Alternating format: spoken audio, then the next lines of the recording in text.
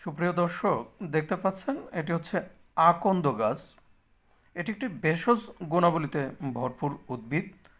এর পাতা, কাণ্ড, মূল, ছাল সব কিছুরই ভেষজ গুণাবলী আছে এবং কি এর ফুলেরও ভেষজ গুণাবলী আছে। এই গাছের পাতাকে ছিঁড়লে দেখেন বা কাণ্ড ছিঁড়লে দুধের মতো সাদা পদার্থ বের হয়, আঠালো কষ।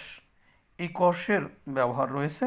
এই কষকে সরিষার তেল এবং হলুদের সঙ্গে মিশ্রিত করে খুসপাসটার মধ্যে লাগালে খুসপাসটা ভালো হয়ে যায়। এবং কি এই গাছের পাতা, কাণ্ড এবং মূলের বহুবিধ ব্যবহার রয়েছে।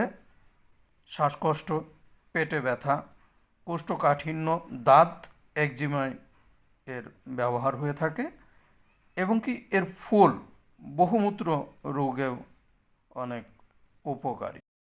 এই উদ্ভিদটির বোটানিক্যাল নাম হচ্ছে ক্যালোট্রপিস গিগান্ট্রিয়া।